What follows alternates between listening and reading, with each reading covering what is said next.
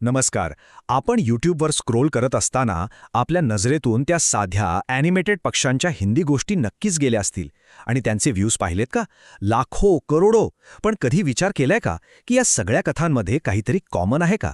एखादं ठरलेलं सूत्र? चला, आज आपण हेच कोडं उलगडणार आहोत.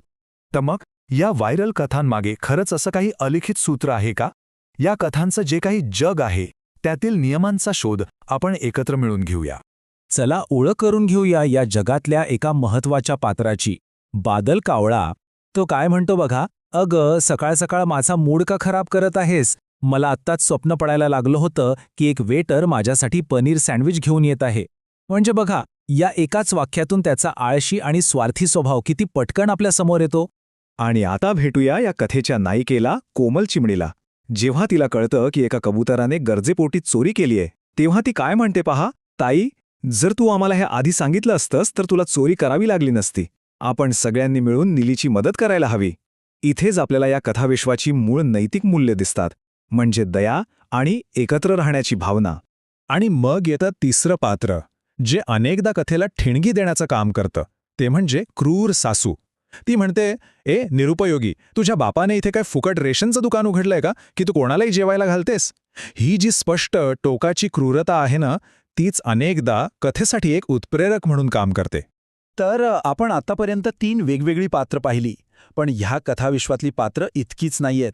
चला, ह्या जगातल्या महत्त्वाच्या पात्रांची आणि त्यांच्या ठरलेल्या भूमिकांची ओळख करून घेऊया.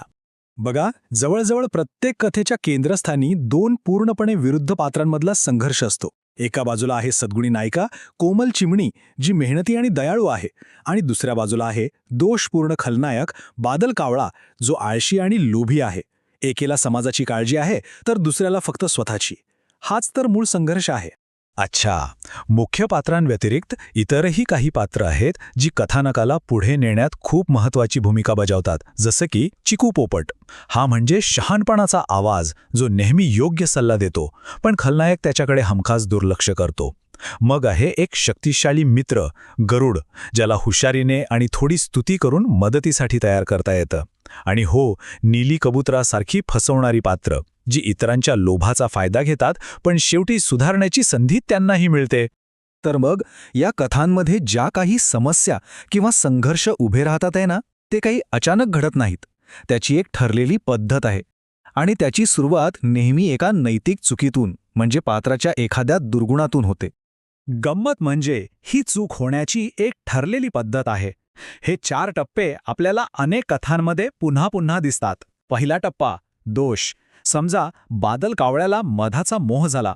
दुसरा टप्पा, इशारा. त्याचा शहाणा मित्र चिकू पोपट त्याला समजावतो की बाबा हे चुकीचं आहे. मग येतो तिसरा टप्पा, चूक. कावळा ऐकतो का? नाही, तो सल्ल्याकडे दुर्लक्ष करतो.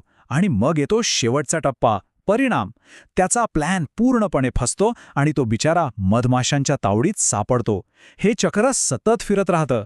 तर यातला सगळ्यात महत्त्वाचा मुद्दा काय आहे माहितीये? प्रत्येक समस्येचं मूळ हे पात्राच्या चुकीच्या निर्णयातच असतं. इथे कोणतीही बाह्य किंवा दैवी आपत्ती नसते. लोभ, गर्व, आळस किंवा क्रूरता हेच संघर्षाचं एकमेव कारण असतं. ठीक आहे, तर मग आता आपण कथेच्या शेवटाकडे वळूया. या समस्या निर्माण कशा होतात हे तर पाहिलं, पण त्या सोडवल्या कशा जातात? कारण इथे कधी बळाचा वापर करून काहीही सोडवला जात नाही. या कथांमध्ये नायक कधीच खलनायकाशी मारामारी करत नाहीत. ते परिस्थितीवर हुशारीने मात करतात. उदाहरणार्थ, मधमाशांना पळवून लावण्यासाठी ते शक्तिशाली गरुडाला युक्तीने त्यांच्या मागे पाठवतात. म्हणजे इथे शक्तीपेक्षा बुद्धी आणि सामुदायिक एकता जास्त महत्त्वाची ठरते. कथेचा जो क्लायमॅक्स असतो ना, तो अनेकदा अशा क्षणी येतो जिथे खलनायक पूर्णपणे हतबल झालेला असतो आणि ज्यांना तो त्रास देतो त्यांच्याचकडे दयेची भीक मागतो. जसं बादल कावळा म्हणतो, कोमलताई, आम्हाला माफ कर, आमच्याकडून खूप मोठी चूक झाली. शिकारी येत आहे, कृपया आम्हाला येथून वाचाव. आणि इथेच आपल्याला या सूत्राचे अंतिम टप्पे अगदी स्पष्ट दिसतात.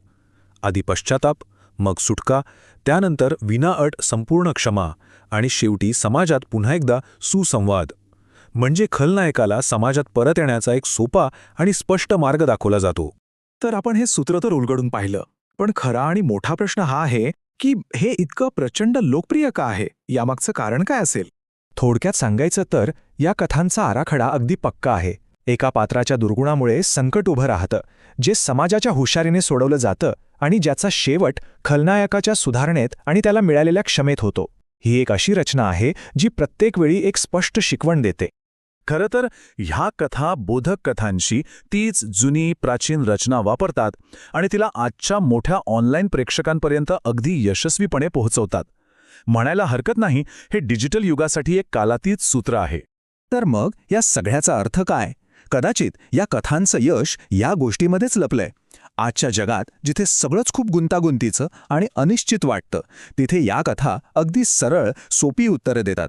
मग प्रश्न असा उरतो की या ग्रे एरियाने भरलेल्या जगात एका साध्या, सरळ नैतिक शिकवणीची ताकद नेमकी किती असू शकते? हा विचार करायला लावणारा प्रश्न आहे, नाही का?